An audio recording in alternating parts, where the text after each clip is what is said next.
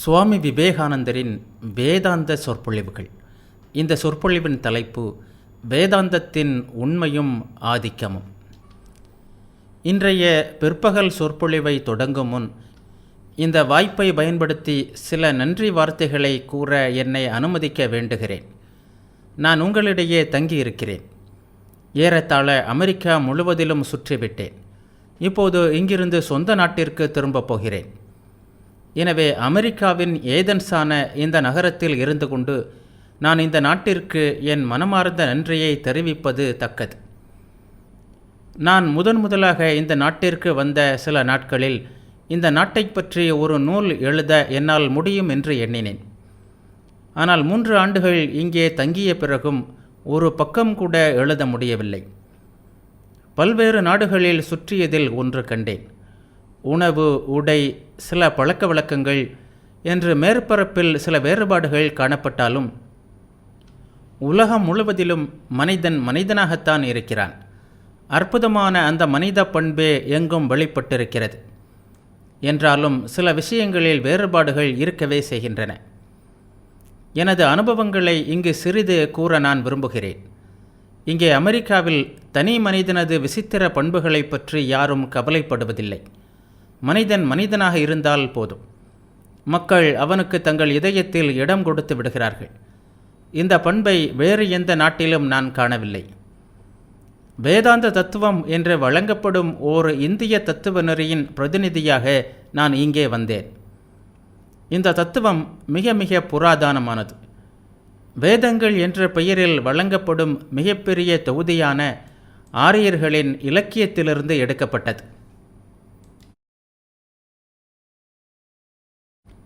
பல நூற்றாண்டுகளாக திரட்டி தொகுக்கப்பட்ட இந்த இலக்கியத்தில் காணப்படுகின்ற நம்பிக்கைகள், அனுபவங்கள், ஆராய்ச்சிகள் இவற்றிலிருந்து மலர்ந்த மலரே இந்த தத்துவம். இந்த வேதாந்த தத்துவத்திற்கு சில தனி பண்புகள் உண்டு.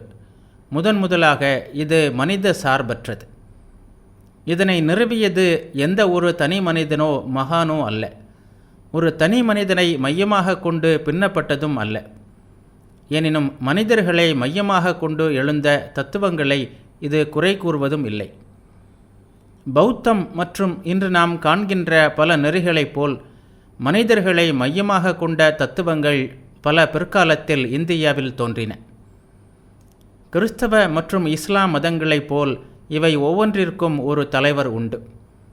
இவரை தெய்வமாகவே அந்த பிரிவினர் போற்றுவார்கள். வேதாந்த தத்துவம் இந்த பல்வேறு மதங்களுக்கெல்லாம் பின்னணியாக நிற்கிறது. உலகத்தின் வேறு எந்த நெறியுடனும் அதற்கு சண்டையோ பகையோ இல்லை. வேதாந்தம் ஓர் அடிப்படை உண்மையை சொல்கிறது. இந்த உண்மை உலகின் எல்லா மதங்களிலும் காணப்படுகிறது. மனிதன் தெய்வீகமானவன். நாம் நம்மை சுற்றி காண்கின்ற அனைத்தும் இந்த தெய்வீக உணர்விலிருந்து தோன்றியவைதான். மனித இயல்பிலுள்ள வலிமையானவை, நல்லவை, ஆற்றல் பொருந்தியவை எல்லாம் இந்த தெய்வீகத்தின் விளைவே. பலரிடம் இந்த தெய்வீகம் மறைந்துள்ளது. உண்மையில் மனிதனுக்கும் வேறுபாடே இல்லை. எல்லா உயிர்களும் ஒன்றுபோல் தெய்வீகமானவை. எல்லையற்ற பெரிய கடல் ஒன்று நமக்கு பின்னால் இருப்பது போல் உள்ளது. நீங்களும் நானும் எல்லாம் அந்த பெருங்கடலில் தோன்றும் அலைகளே. இந்த எல்லையற்ற தன்மையை வெளியில் வெளிப்படுத்தவே நாம் ஒவ்வொருவரும் முயன்று வருகிறோம். எனவே நமது பிறப்புரிமையாக, நமது உண்மை இயல்பாக நாம் ஒவ்வொருவரிலும் எல்லையற்ற உண்மை, அறிவு, இன்ப பெருங்கடல் மறைந்துள்ளது. அந்த தெய்வீகத்தை வெளிப்படுத்துவதற்கான ஆற்றல் மிகுந்தும் குறைந்தும் இருப்பதுதான் நம்மிடையே வேறுபாட்டிற்கு காரணமாக அமைகிறது.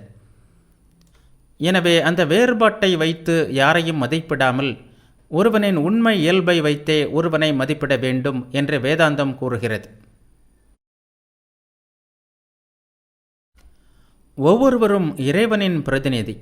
எனவே கண்டிப்பதன் மூலம் அல்ல, உள்ளுரையும் தெய்வீகத்தை வெளிப்படுத்துவதற்கு உதவுவதன் மூலமே மனிதனுக்கு ஆச்சாரியர்கள் வழிகாட்ட வேண்டும். சமுதாயத்திலும் வேறு பல துறைகளிலும் செயல்படுகின்ற மாபெரும் சக்தி உள்ளிருந்தே வெளிப்படுகிறது என்பதும் வேதாந்தத்தின் போதனைகளுள் ஒன்று. எனவே பிற நெறியினர் தெய்வ ஆவேசம் என்று சொல்வதை வேதாந்திகள் பேருணர்வு வெளிப்பாடு என்று சொல்கிறார்கள். அதே வேளையில் வேதாந்தம் பிற நெறிகளுடன் சண்டைக்கும் போவதில்லை. மனிதனின் தெய்வீகத்தை கொள்ளாதவர்களை பகைப்பதில்லை.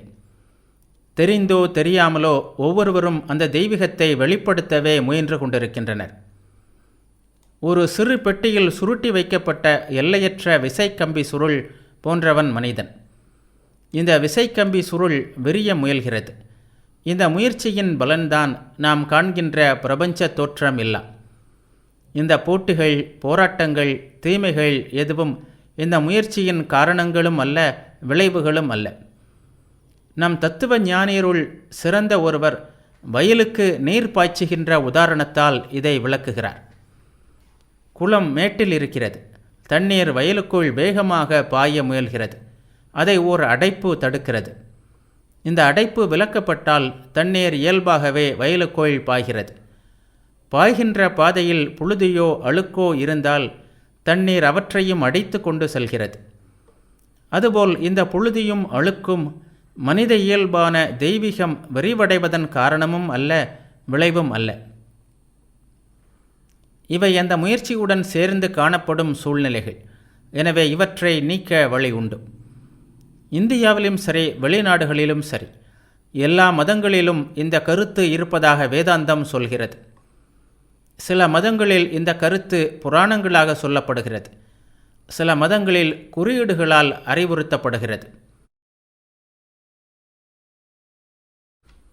தெய்வீக பேருணர்வு வெளிப்பாடு ஆகட்டும், மகானாவது ஆகட்டும், அது மனித இயல்பிலுள்ள எல்லையற்ற ஒருமையின் வெளிப்பாடே என்கிறது வேதாந்தம். நீதிநெறி, நன்னெறி, பிறருக்கு நன்மை செய்வது என்று நாம் அழைப்பவையெல்லாம் கூட இந்த ஒருமையின் மலர்ச்சியே. மனிதன் அறிகிறானோ இல்லையோ, அவன் தன்னை பிரபஞ்சத்துடன் ஒன்றாக உணர்கின்ற கணங்கள் வரவே செய்கின்றன. உடனே அவன் அதை வெளிப்படுத்த விரைகிறான். இந்த முயற்சியின் வெளிப்பாட்டையே நாம் அன்பு, கருணை என்று சொல்கிறோம். இதுவே நீதிநெறி, நன்னெறி எல்லாவற்றிற்கும் அடிப்படை. இதுவே வேதாந்த தத்துவத்தின் தத்துவம் அசி, நீயே அது என்ற பிரபல சூத்திரத்தில் அடங்கியிருக்கிறது. ஒவ்வொருவருக்கும் இது உபதேசிக்கப்படுகிறது. பரம்பொருளுடன் நீ ஒன்றுபட்டவன். எனவே இருக்கின்ற ஆன்மாக்களெல்லாம் உன் ஆன்மாவே, இருக்கின்ற உடல்களெல்லாம் உன் உடலே. நீ யாருக்காவது தீங்கு செய்தால் உனக்கே தீங்கு செய்கிறாய்.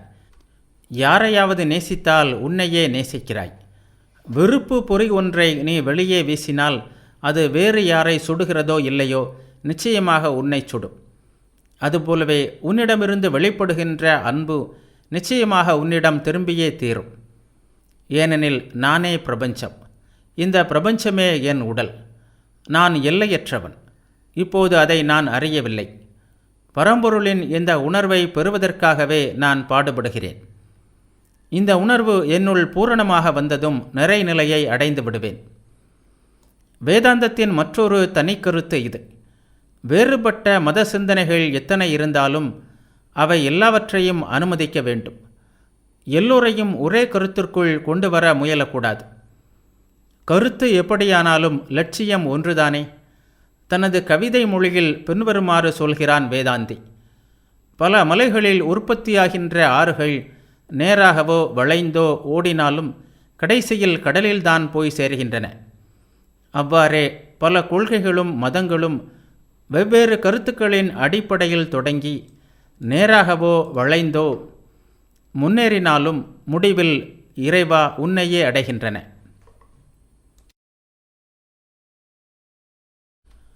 பரந்த இந்த கருத்தின் காரணமாகவே மிக புராதன தத்துவமான இந்த வேதாந்தத்தின் தாக்கம் முதல் பிரச்சார மதமான புத்த மதத்தின் உத்வேகத்திற்கு நேரடி காரணமாக இருந்திருக்கிறது. அலெக்சாண்ட்ரியர்கள், நாஸ்டிக்குகள் மற்றும் இடைக்கால மத்திய ஐரோப்பிய தத்துவ அறிஞர்கள் இவர்களின் மூலமாக இது கிறிஸ்தவ மதத்திலும் மறைமுகமாக ஆதிக்கம் செலுத்தி இருக்கிறது. பிற்காலத்தில் இது ஜெர்மானிய சிந்தனைகளில் நுழைந்து அதன் தத்துவம், மன இயல் ஆகிய துறைகளில் பெரிய புரட்சியையே ஏற்படுத்தி இருக்கிறது. ஆனால் இந்த மாபெரும் தாக்கமும் ஆதிக்கமும் வெளிப்படையாக யாருக்கும் தெரியாமலே நிகழ்ந்திருக்கின்றன.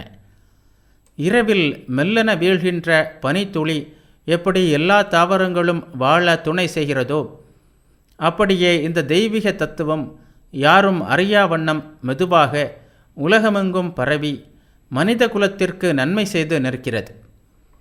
இந்த மதத்தை பரப்ப எந்த படையின் துணையும் தேவைப்படவில்லை.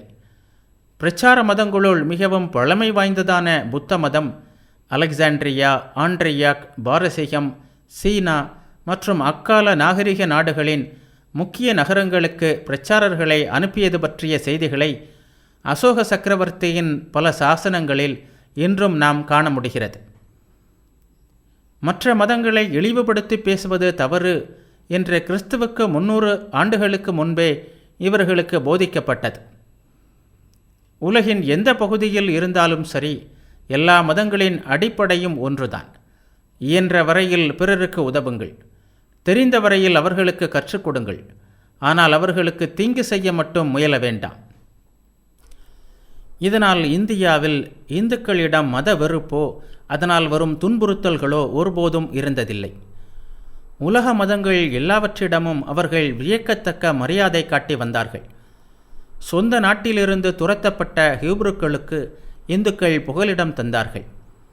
இதன் பலனாக இன்று மலையாள யூதர்கள் பலர் இருக்கின்றனர்.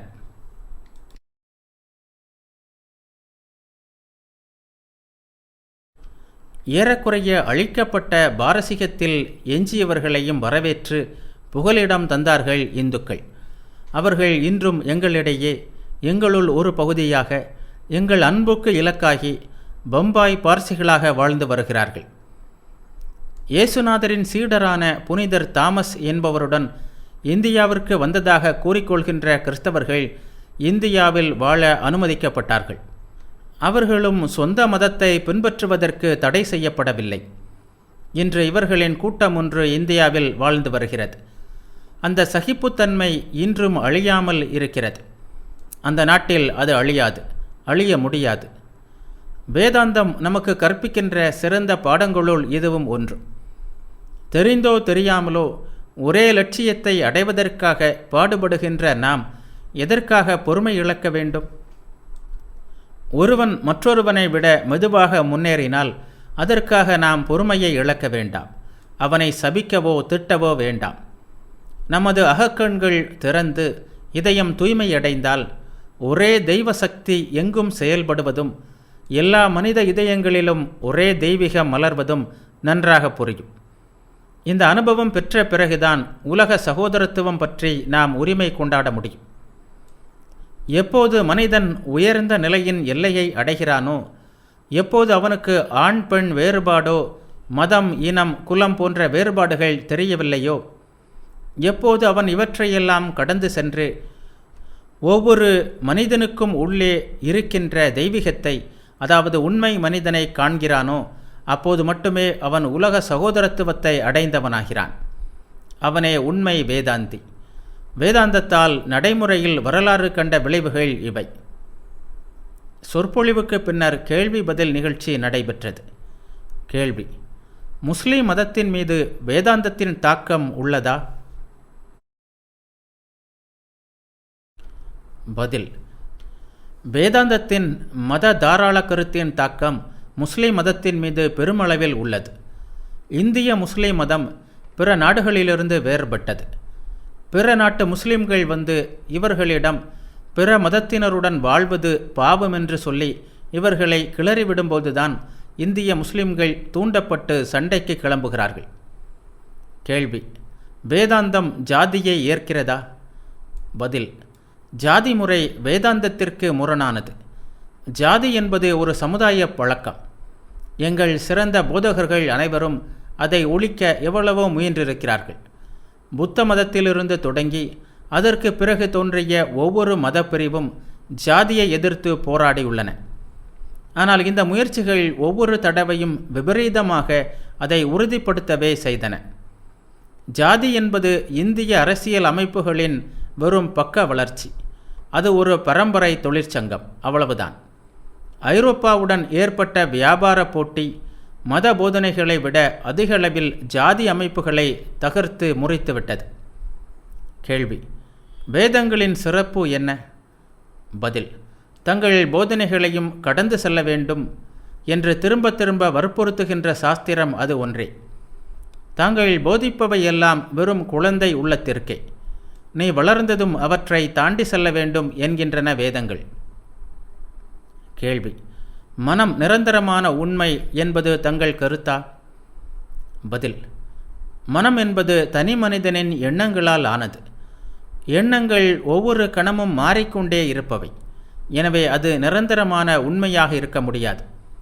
அது தோற்ற நிலையில்தான் உண்மை. மனம் நினைவாலும் எண்ணங்களாலும் ஆனது. அது எப்படி உண்மையாக இருக்க முடியும்? கேள்வி: பௌத்தம் ஒரு மதம் என்ற அளவில் இந்தியாவில் நலிவுற்றது ஏன்? பதில்: உண்மையில் அது நலிவடையவில்லை. அது ஒரு பெரிய சமுதாய இயக்கம். புத்தருக்கு முன்பு யாகத்திற்காகவும் வேறு காரணங்களுக்காகவும் பெருமளவில் பிராணிகள் கொல்லப்பட்டன. மக்கள் மது அருந்தினார்கள், இறைச்சி உண்டார்கள். புத்தரின் போதனைகளின் பயனாக மதுபானம் பெரிதும் குறைந்தது.